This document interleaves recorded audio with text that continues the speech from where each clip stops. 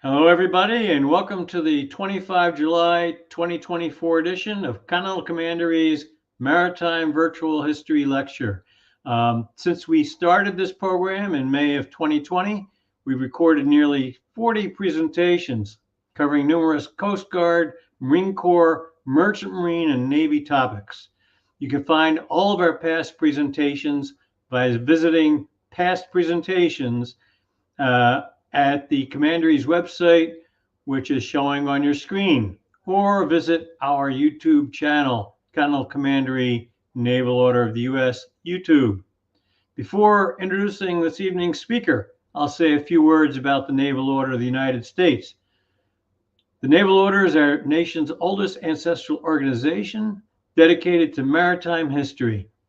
Our mission is to preserve, promote, and celebrate U.S. maritime history and camaraderie among our companions.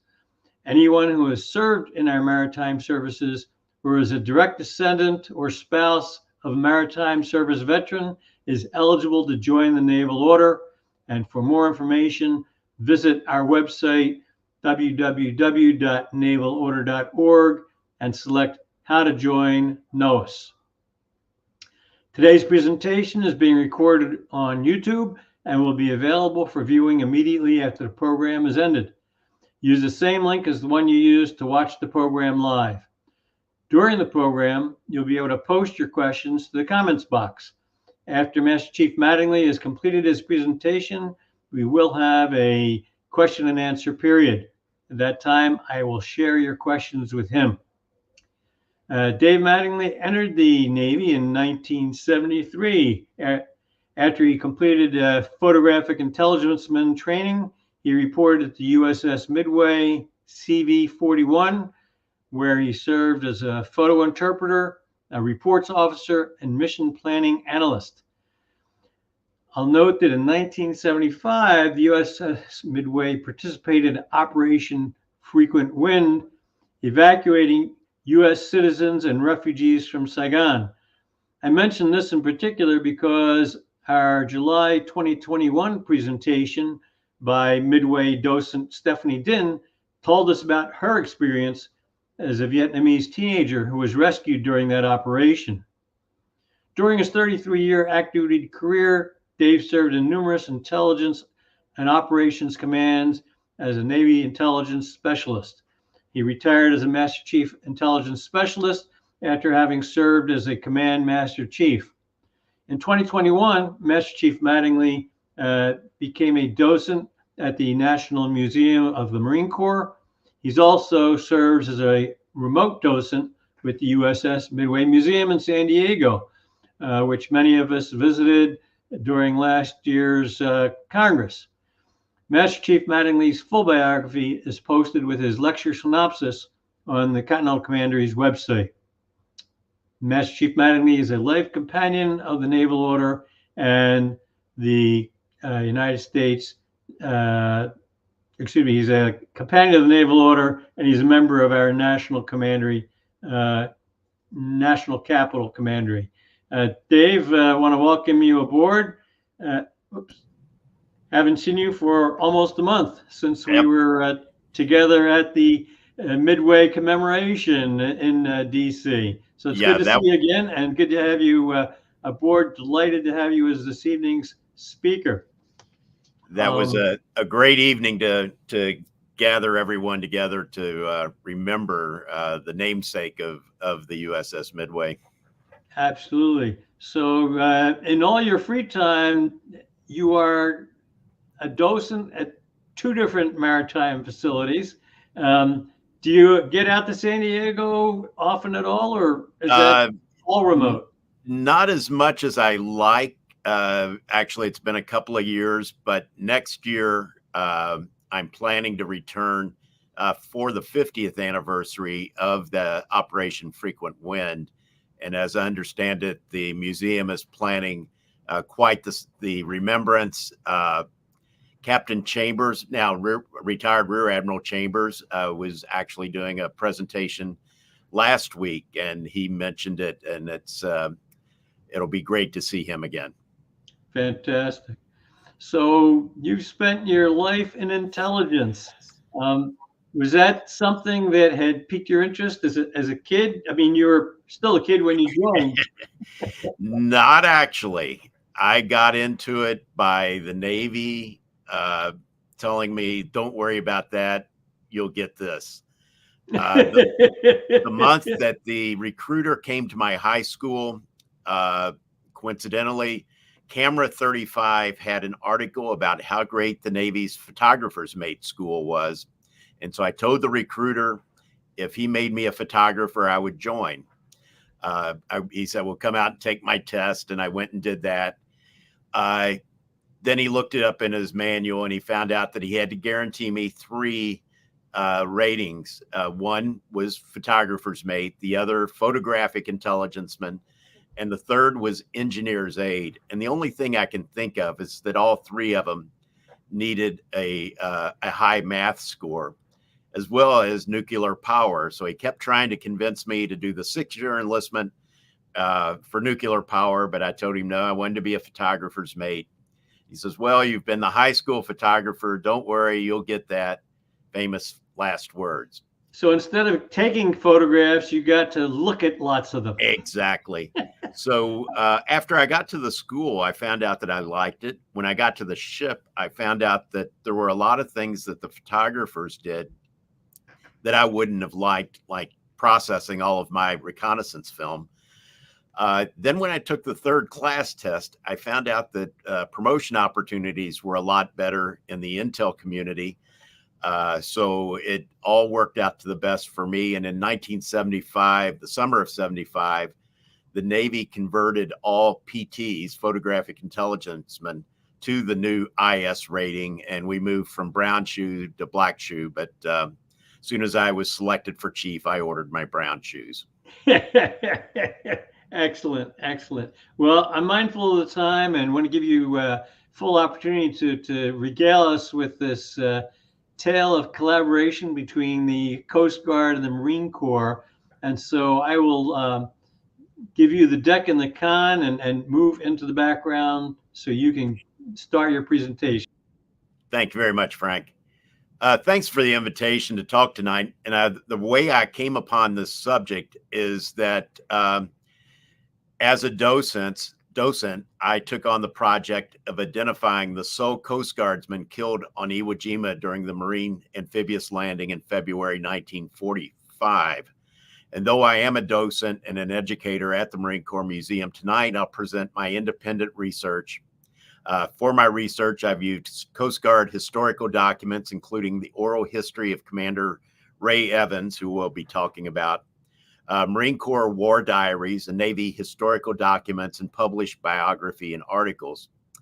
And though thousands of Coast Guardsmen served in every amphibious landing in the European, African, and Pacific theater of operations during the war, I'll concentrate on two Coast Guardsmen, Signalman First Class Douglas Munro and Seaman First Class Ernesto Leone. I also concentrate primarily on two operations, Guadalcanal and Iwo Jima. I will talk about the USS Bayfield, which was Ernesto Leone's ship, in its service in France on D-Day as part of his story, because I think it's kind of unique that he was both at D-Day and also at Iwo Jima. Just to begin, the Coast Guard is the oldest of the United States maritime services, tracing its origin to the U.S. Revenue Cutter Service, established on 4 August 1790. And it's important to note that when the Continental Navy was disbanded in 1785, the Revenue Service was the only seagoing service until the Navy was reestablished. On 28 January 1915, Woodrow Wilson signed the act to create the Coast Guard, merging the Life-Saving Service and the Revenue Cutter Service to form the Coast Guard, a military service under the Department of Treasury. During World War I, the Coast Guard served with the Navy, sending its ocean-going cutters to Europe for convoy duty, while the smaller cutters remained to protect the home waters. In 1920s, the Volstead Act prohibited the sale of alcohol in the United States, and the Coast Guard was given the responsibility for intercepting rum runners delivering the illegal alcohol. the Navy transferred 31 World War I destroyers to the Coast Guard for the new rum patrols. In 1923, Congress authorized increasing the Coast Guard to 149 commissioned officers, 418 warrant officers, and 3,789 enlisted men. In September 1939, President Franklin Delano Roosevelt declared the U.S. neutrality in the European War. He ordered the U.S. Navy and Coast Guard to conduct neutrality patrols and report on belligerent warships in the waters adjacent to the United States. In 1940, the Coast Guard was given the authority over the anchorage and movement of all ships in U.S. waters, and later jurisdiction over all ships carrying explosive, ordnance, and other dangerous cargo in U.S. ports. The Coast Guard became known as the Hooligan Navy because it often took on cast-off ships and also men. With the additional duties connected with the outbreak of World War II, President Roosevelt signed Executive Order 8767 on 3 June 1941, which placed the Coast Guard under the Secretary of the Navy and transferred it from the Department of Treasury. Some of the expanded duties assigned to the Coast Guard would be shared with the Coast Guard Reserve and also the Coast Guard Auxiliary, which were more formally organized in 1941. The Coast Guard was unique that it had a civilian arm in the Coast Guard Auxiliary, which often consisted of civilian mariners who volunteered to use their boats to support the Coast Guard mission. However, the active duty elements of the Coast Guard and the Reserve would be called upon to man the Coast Guard cutters and Navy ships. Some of the additional missions included port security, merchant marine, aviation patrols, border and beach security using both dogs and horseback patrols. During World War II, the Coast Guard participated in every invasion in the 3 theaters. To support the cause, the Coast Guard expanded to a record high of more than 170,000 men and women serving in uniform at one time, with nearly 250,000 personnel serving over the course of the war. From the report, U.S. Coast Guard in the Pacific War, the Coast Guard's participation in amphibious activity during World War II was perhaps the most important job the service performed. During the days before the U.S. entered into World War II, the Navy, Army, and Marine Corps were all working to improve the amphibious tactics that the Marine Corps had been developing over the 1930s in their fleet exercises. The Coast Guard was seen as the most seasoned small boat handlers in the government. They began training along with Navy crews off the coast of North Carolina, Virginia, and Maryland, where there were isolated beaches and a concentration of combat troops. Because the Coast Guard's work in coastal waters, especially in manning its lifeboats, it was only natural that it be given the job of manning the Navy's new amphibious ships and craft. The Navy was also creating an amphibious force where one did not exist. Civilian shipyards designed and built craft like the landing ship tanks, LSTs, landing craft personnel, LCP, and Higgins boats and others to meet the wartime requirements. In this photo, a Higgins boat operates alongside a Coast Guard manned transport ship. Landing craft were developed to meet the requirements during the fleet exercises. One of the most notable contributors to the war effort was Andrew Higgins and the Higgins Lumber and Export Company of New Orleans. He began building boats for use on the Mississippi River, and the Marine Corps was interested in his boats because the boats built by the Bureau of Construction and Repair cannot meet the Marine Corps' requirements, and the Higgins boats surpassed the Navy boats during the fleet exercises. It's kind of interesting to note that Andrew Higgins, when he was given the contract, said that he would only deal with the Marine Corps. In the photos, you can see the classic Higgins boat. It would be adopted to carry different cargo and in different sizes. After the Japanese began using ramp bows, that feature was also added. In this photo, you can see an LCP for carrying personnel and a LCT, which would carry tanks and other wheeled equipment. A loaded LCP and LCPs are marshaling off the transport while an LCP is lowered into the water. You can see the gun tubs in the boat's bow in this photo. This photo also shows an LCT being carried on the deck of an LST. Now we're going to talk about our first individual, and this is Doug Munro. He was one of the war's most well-known Coast Guard coxswains. From all accounts, he was an all-American boy, a Canadian immigrant to the United States. He was described in his biography as an athlete, a 1934 state champion basketball team member, a wrestler, a musician, and a natural leader. He attained Life Scout rank in the Boy Scouts. After high school, he attended Central Washington College of Education, where he was a yeller on the cheerleading squad. With the events in Europe and the talk of the U.S. instituting a military draft, he began talking to the local recruiters in Seattle. He was most interested in the sea services, but he quickly eliminated the Marine Corps. He visited both Navy and Coast Guard recruiting offices before deciding on the Coast Guard's multi-mission. He told his sister, "The Coast Guard is focused on saving lives, not taking them." After enlisting, he failed his physical because he was underweight. He needed to put on 6 pounds in 10 days. Walking into the federal building after putting on the extra weight, he met Ray Evans. He and Evans would become best friends from their first days in the Coast Guard and traveled from assignment to assignment together. Interestingly, when they joined, the Coast Guard had not taken a new recruit in 7 years. However, just a few days before FDR signed the executive order placing the Coast Guard under the Navy, he also authorized an additional 2,000 men for the Coast Guard.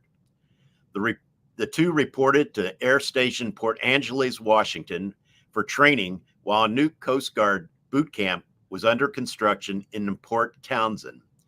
However, when they got to their first station, the Coast Guard did not know what to do with them because they hadn't had any recruits in so long. So they were assigned duties like cutting grass and working in the galley. Before World War II, it was common for new recruits to report directly to their first cutter or station for training. On their third day, an announcement was made that the U.S. Coast Guard cutter Spencer was being reassigned from Alaska to New York and needed 7 additional crew members. Both Munro and Evans volunteered and were assigned to the Spencer. This slide is from Munro's service record, which shows his assignment and his promotions over his short career in the Coast Guard.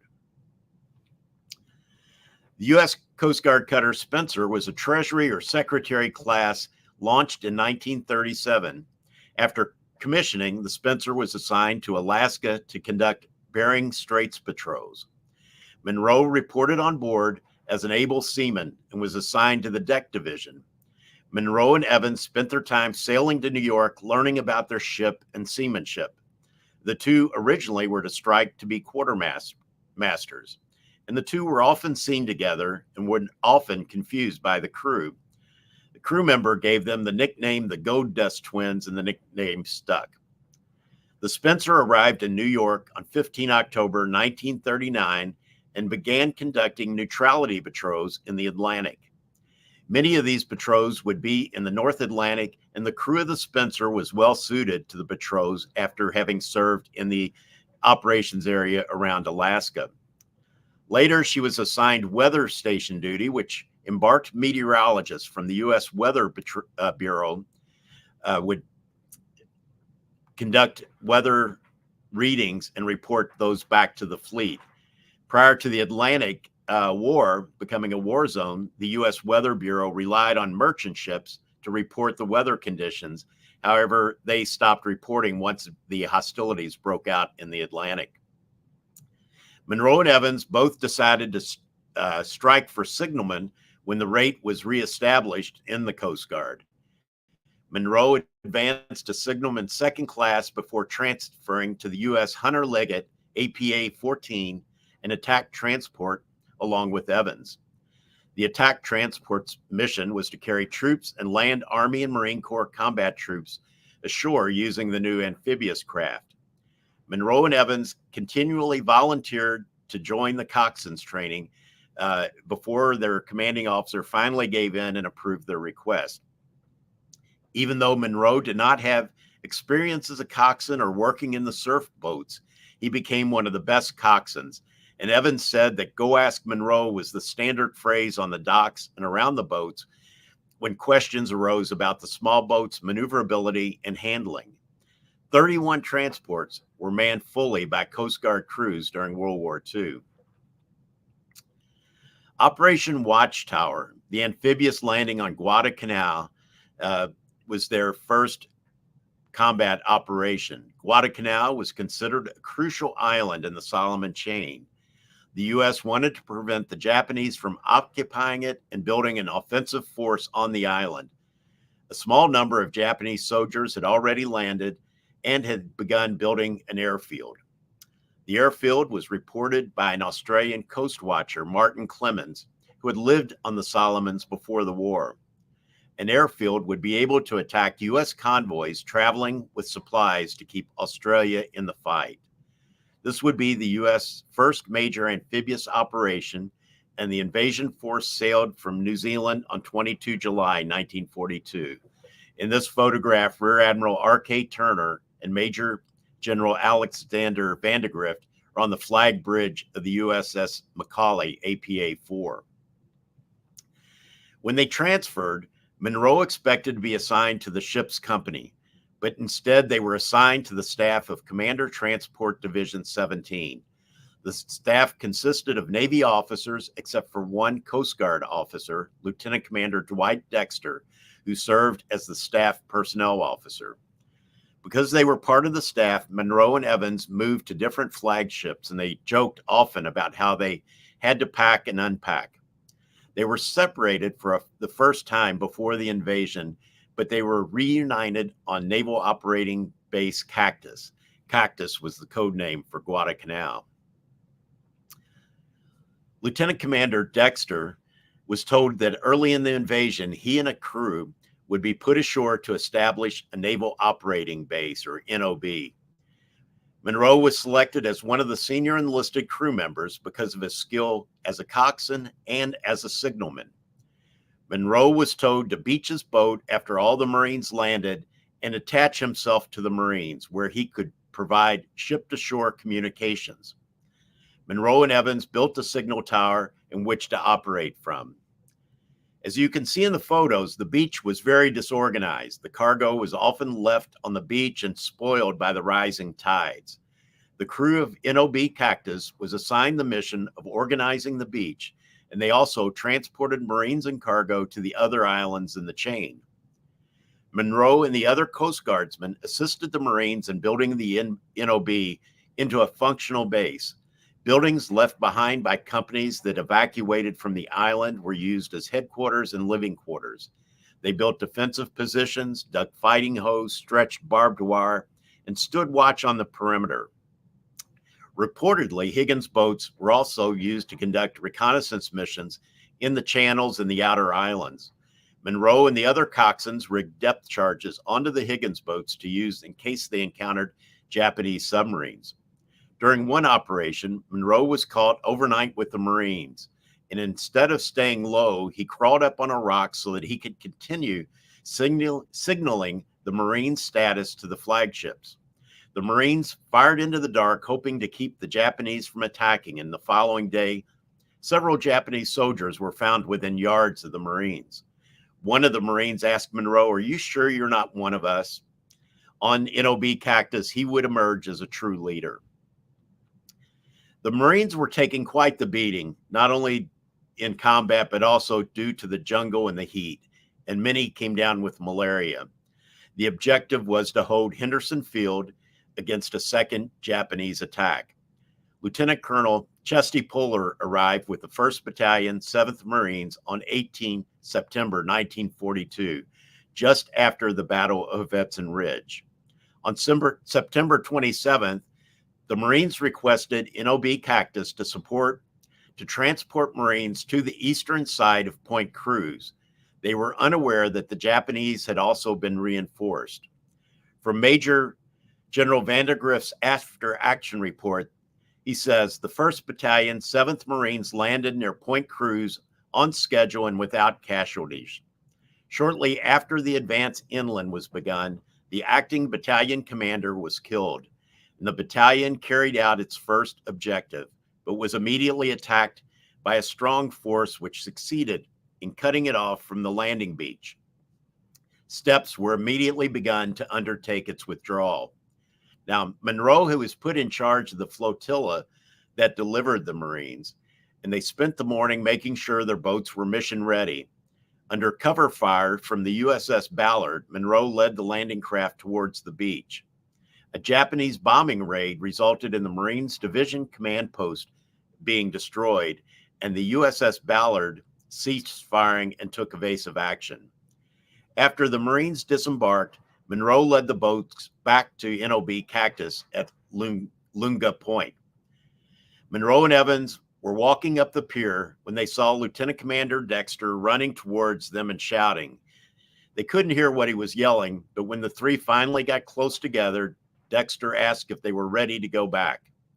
Munro and Evans started yelling at the other boat crews to return to their boats. With Munro in the lead, the boats approached the extraction point, with Japanese mortars landing near the boats and rifle and machine gun fire flying around them. One boat pulled alongside Munro and shouted that it was too dangerous and they should withdraw.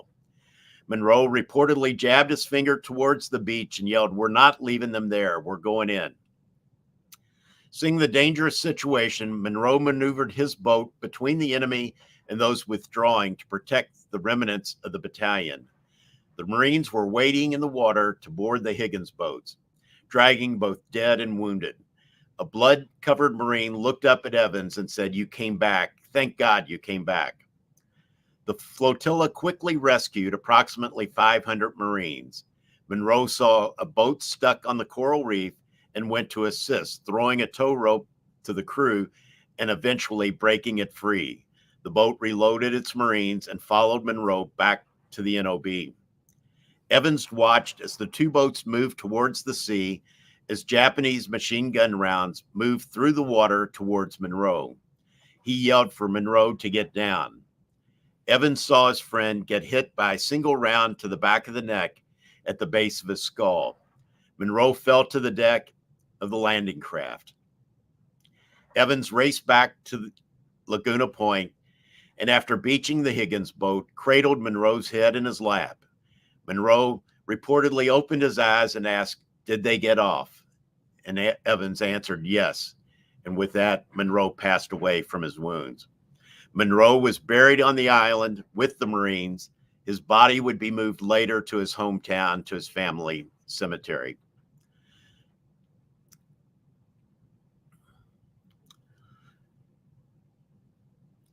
This is a photo, or actually a painting that was done by Coast Guard Office of History of the action on that day. This is a map of the operation. In the square is the withdrawal area, and you can see the red pincer that was closing in on the Marines, and the USS Ballard at the very top that was providing support. And then the NOB Cactus was about 4.5 miles to the edge of the chart here. Lieutenant Commander Dexter wrote a letter to Munro's family describing Munro as one of his boys. He had a yeoman type the letter, and Dexter did not know that the yeoman had sent a copy to Lieutenant Colonel Puller and the Marines. Dexter believed that Puller used the letter in writing his Medal of Honor recommendation for Munro, which Major General Alexander Vandegrift signed. "Doug was one of the finest men I've met in the service. His death, even in a place where death was commonplace, shocked me. Doug gave his life in an effort to save the lives of others. Even though Doug was killed, the boats got in, and many men who would have otherwise have lost were saved. Believe me, Doug is one of the real heroes of this war." that was written by Master Sergeant James Hurlbut, one of the last Marines to leave the island. As a side note, Munro's mother, Edith, upon learning of her son's death, applied and was commissioned as a lieutenant junior grade. Her commissioning ceremony was conducted after the Medal of Honor ceremony at the Coast Guard Commandant's office. After training, she returned to Seattle and was assigned as the officer in charge of the barracks there. Dexter and Evans were both decorated for their actions at NOB Cactus. Dexter received the Silver Star and Evans the Navy Cross. Dexter was promoted and given commands both at sea and ashore and retired as a Rear Admiral in 1959. When Evans arrived at his next assignment, Admiral Halsey meritoriously promoted him to Chief Signalman. He was later commissioned as a communications officer and retired in 1962. It was kind of interesting. He could only find a jacket or blouse with a carpenter's rating badge, and he wore that for his promotion ceremony. At the National Museum of the Marine Corps, in the World War II gallery, there's a wall of honor that honors the 5,931 Marines, 209 sailors, and 1 Coast Guardsman killed on Iwo Jima during the Marines' Amphibious operation in February and March of 1945. That 1 Coast Guard shield honors Seaman First Class Ernesto Leone. Ernesto was born in Naples, Italy, and immigrated to the United States with his family. He attended primary school in Italy, but did not enroll in school when he came to the United States, but worked as a shoe repairman in Washington, D.C. He enlisted in the Coast Guard on 2 October 1944, wanting to be trained as an electrician or a carpenter's mate. However, during his initial interview, it was noted that he did not speak or read English well, and he was not given a school. And this is a clip that I removed out of his service record, where the interviewer made the remarks about his difficulty in understanding the tests that he had been given. After boot camp in Manhattan Beach in Brooklyn, he was assigned to the Port Security Command in Jersey City, New Jersey. He was next assigned to the USS Bayfield, APA 33, on 22 November 1943, just 2 days after it was recommissioned with a complete Coast Guard crew. The Bayfield conducted shakedown crews and amphibious training in the Norfolk operating area before returning to New York and was declared ready for action on 3 February. After embarking Army troops, she sailed on 11 February to the British Isles. She arrived in Glasgow on 22 February and participated in amphibious training around the British Isles for the next several months. On 29 March, the Bayfield assumed the duties as flagship for Commander Task Force Uniform, the Utah Beach, under Rear Admiral Don Moon, and sailed on 5 June to participate in the amphibious landings in France. It was interesting also, Yogi Berra, the famous baseball player, a Navy's gunner's mate, was assigned to a rocket-armed landing craft also attached to the Bayfield. After disembarking the Army troops, the Bayfield served as the flagship supply and hospital ship. She returned to Norfolk on 16 September and then later sailed to the Panama Canal to transit to the Pacific Theater. In this photograph, the Bayfield was sailing in the English Channel, and you can see the anti-aircraft dirigibles in the background. The lower image is a copy of Rear Admiral Moon's message to the Bayfield captain and crew for a job well done. This is an excerpt from Leone's service record, which shows he is entitled to wear the American area and European African campaign devices, and also the amphibious force patch which is on the right. After transiting the Panama Canal, the Bayfield stopped in California and Hawaii. The Bayfield assumed the duties of flagship for Transport Squadron 15, commanded by Navy Commodore H.C. Flanagan. In Hawaii, she began training with the 4th Marines and preparing for the eventual invasion of Iwo Jima.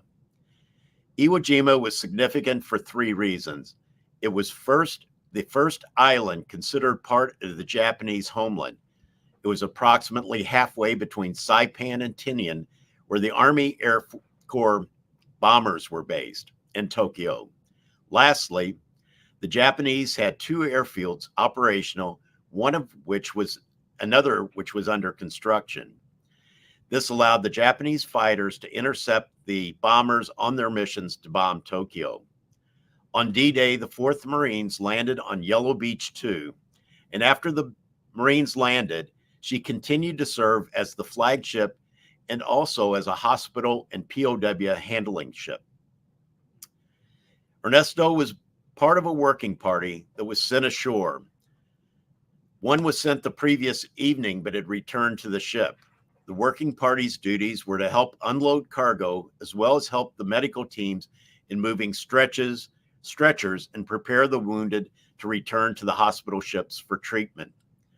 From the declassified USS Bayfield War Diary dated 13 March 1945, Leone was last seen at 1300 on the beach. Shortly afterward, the beach was subjected to heavy mortar fire and all hands scrambled for the nearest cover. When the fire was lifted, about an hour later, the party was mustered and one man resolved to be missing. All efforts to obtain information concerning his fate had been fruitless. The correspondence from the commandant's office notified the parents that he was missing in action, and that is also included in his service record. I might add that the Coast Guard History Office was very helpful and provided me with a copy of their service record, of his service record, when I was doing this research. When I met a veteran of Iwo Jima, he asked me if Leone was the coastie who picked up a rifle and fought with the Marines after he missed his boat. And this is the only person who's mentioned that, and I cannot verify it as actually being true. His body was located, and according to his death form, filled out by the corpsman, he died of shrapnel wounds to his face. The death form is illustrated on this slide. He was also buried with the Marines on Iwo Jima, but in 1949, the Marine Corps contacted the families who had Marines buried on Iwo Jima, and they were given the option of having their family members returned to a family or national cemetery. Since Leone's family lived in Washington, D.C., they asked that he be returned to Arlington Cemetery and now is buried in Area 12. This is a handwritten schedule that I found in the National Archives. The unknown Coast Guardsman who wrote it finished his service on the Bayfield on August 14th, 1945, after serving both at D-Day, Iwo Jima, and at Okinawa. He transferred to the receiving station in San Francisco. This photograph shows a sign held by Marines in Guam, which pretty well states the Marines' feelings in the Pacific towards the coasties who brought them ashore. Marines salute the Coast Guard for their big part in the invasion of Guam. They put us here, and we intend to stay. And this lists some of the awards of the Coast Guardsmen at Guadalcanal, Iwo Jima, and then also the ones for the USS Bayfield during D-Day.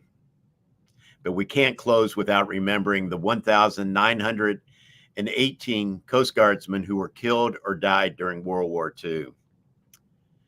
Now, in my presentation with this message from the CNO, which was sent in 1946 when the Coast Guard returned to the Department of Treasury. On the eve of the return of the Coast Guard to the Treasury Department, I desire to commend the officers and men of the Coast Guard for their superb performance of duty throughout the war. I desire also express to the appreciation of the officers and men of the Navy and Marine Corps for their wholehearted cooperation and for them every future success. Well done, Fleet Admiral Chester Nimitz. Thank you all, and I'll stand by for questions.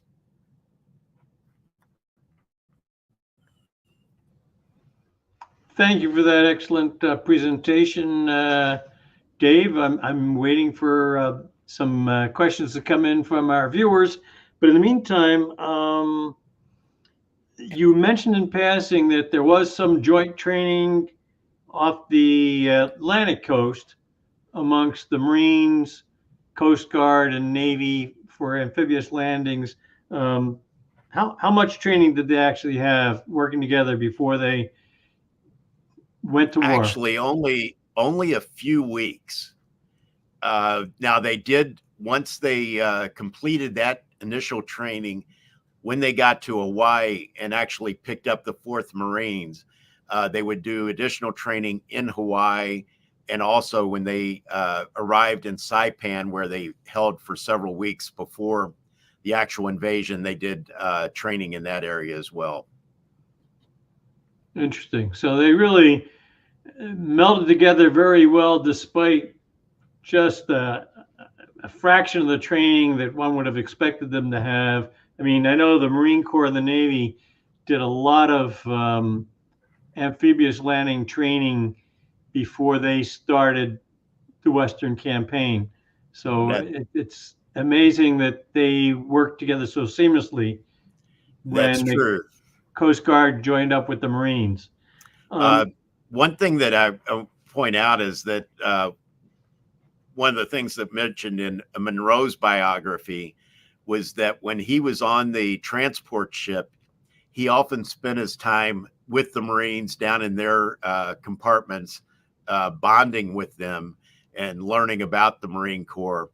And I think that made him a better leader once he got to the island, as well as being like the mission where he stayed up on the rocks and signaling, because he had built that bond with the Marines when they were at sea coming over to Guadalcanal from New Zealand. Now, that picture you showed us of Petty Officer Evans being promoted, was that when he was promoted from signalman first class to chief? That's correct.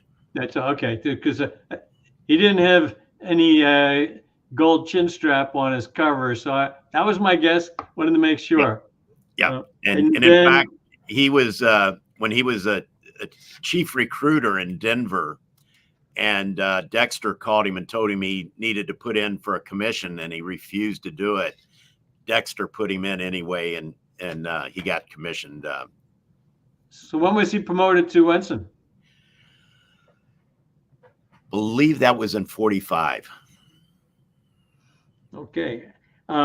Shameless plug for Frank Blazek, but since you brought up the Higgins boat, I'll comment that our August 2020 presentation was highly featured Higgins, not only Higgins and his boat and its development, but also then the pontoon bridges that facilitated amphibious landings, particularly in the European theater, where they didn't have the types of beaches that they had on the Pacific Islands. There's a very good excerpt from a chapter, actually, and I think Frank may have played a part because he's recognized in the author's or the editor's notes. There's 2 books published by the Marine Corps History Division called On Contested Shores, Volume 1 and 2. And in fact, you can read my review of those 2 books on our review link on the Naval Order website. And in those books, one of the chapters is about the infighting and how Andrew Higgins, came to only wanting to deal with the Marine Corps and not dealing with the Navy Construction Bureau anymore. Do you want to tell us a little bit more about why Higgins objected to or opted to work with the Marine Corps rather than the Navy? Well, the Navy Construction and Repair Bureau constantly pushed the boat that was being designed by the Navy designers, and it wasn't meeting the requirements that the Marine Corps had. And for one example, the Higgins boat it operated best as a 36-foot boat. But the Navy had established a requirement that it only be 30 feet. And finally, Andrew Higgins asked, well, why does it have to be just 30 feet? Well, that's because the davits on board were 30 feet. So rather than consider moving the davits to fit the boat, they were going to make the boat to fit the davits. Sometimes you just can't make this stuff up. Exactly. So I'm surprised of the number of Coast Guard members that sacrificed their lives during the war. You said over 1,000. Almost 2,000. Almost 2,000. And were they mostly those involved with the Battle of the Atlantic, or was it fairly well split? How was it split between? It was pretty well split between both theaters. They took on some very unique duties, especially on D-Day. One of the things that somebody had this bright idea that on D-Day, soldiers may fall off the boats, or a boat may, be shot out from under them. And they brought over a life-saving flotilla to just go up and down the beach, picking up soldiers from the water. And whoever came up with that idea is responsible for saving a lot of soldiers' lives. That their boats blew up and they're swimming, and the Coast Guard was there to rescue them.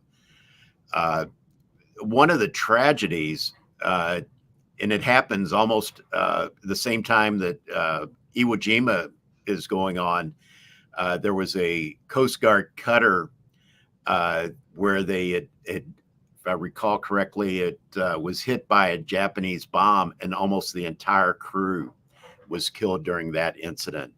So there were not, and that's why I added that some were killed in action, but there were others that died from accidents. Like, it wasn't a Japanese bomber; it was I have to go back now to come up with, but the crew pretty well were all killed in that incident.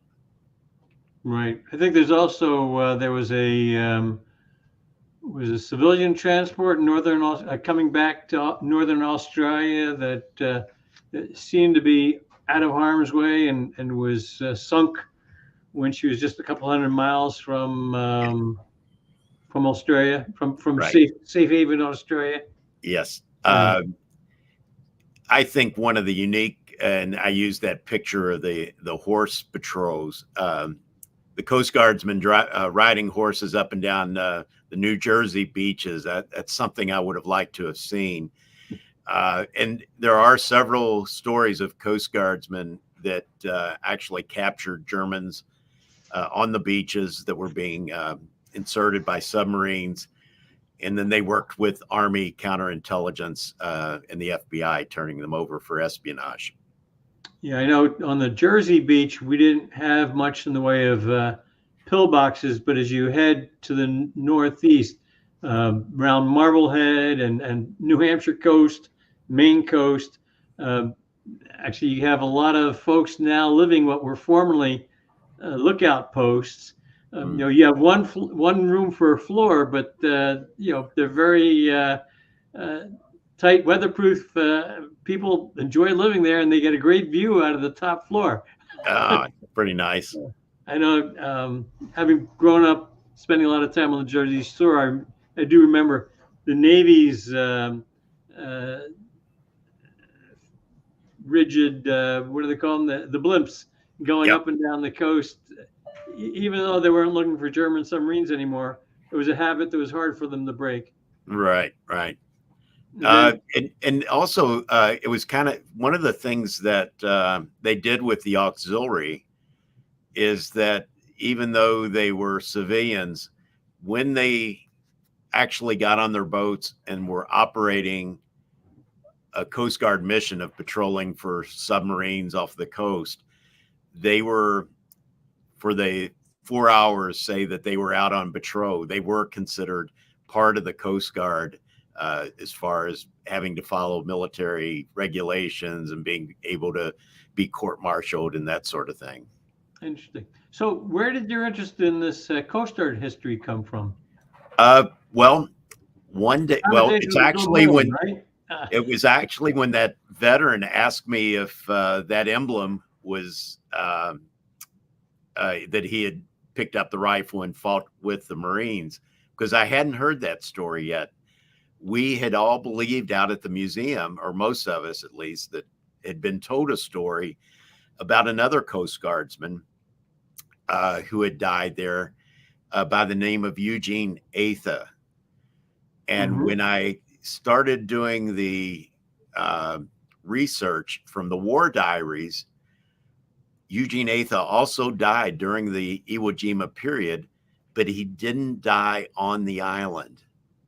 It turned out his ship, an LST, had left the island and gone over to a Navy anchorage and was in the Navy anchorage. And they heard some aircraft, so they went to general quarters. He fell down the ladder. After they secured, they found that he was laying in the well deck, and he had died of a fractured skull. Oh, geez. But he's not represented on that wall of honor because he died in the Navy's AOR rather than the Marine Corps. Wow. So when I was doing the research, I had both stories.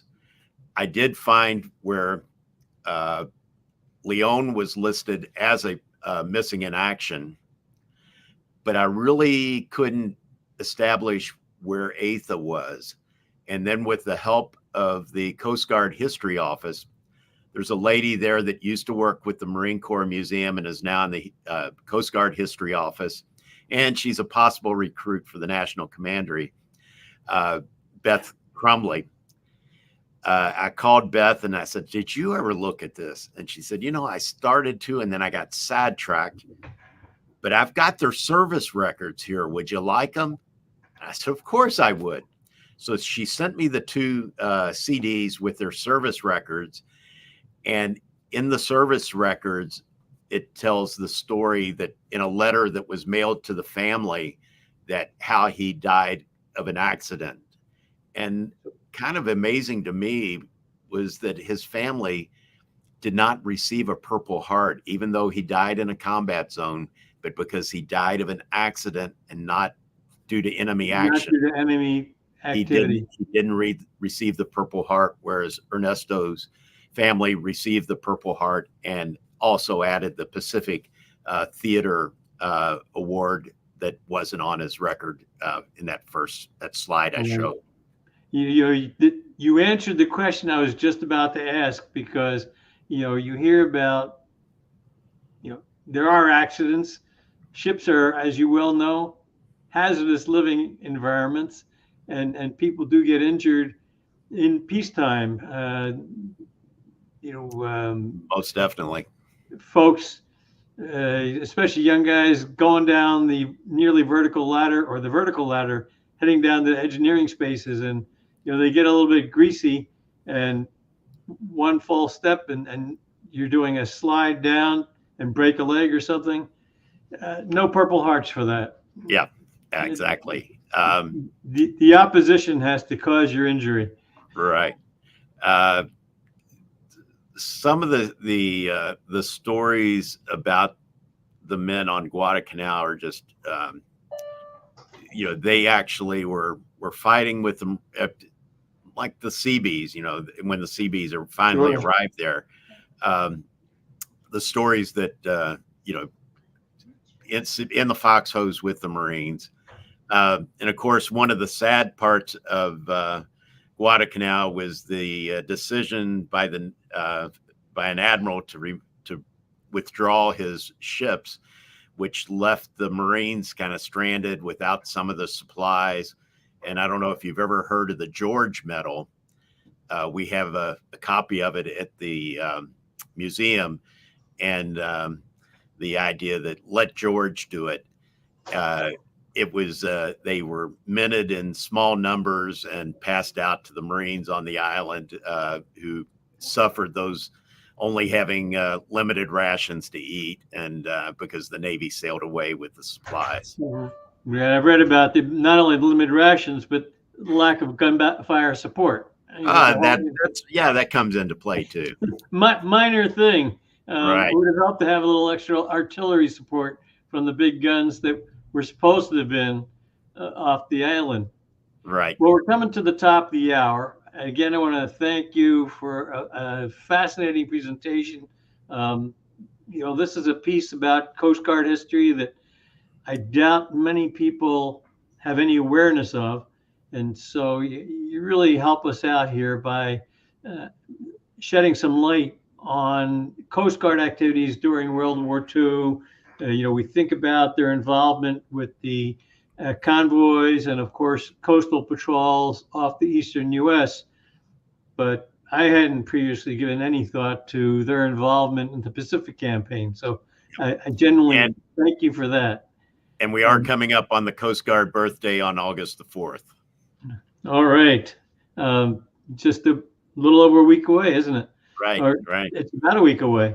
I want to take this chance to tell everybody to set your calendars for 29 August, same time, 1900 Eastern Daylight Time, where Captain Roger Crossland will be talking about a probably almost unknown battle that took place during the Sino-Japanese War, the Battle of Pangdo.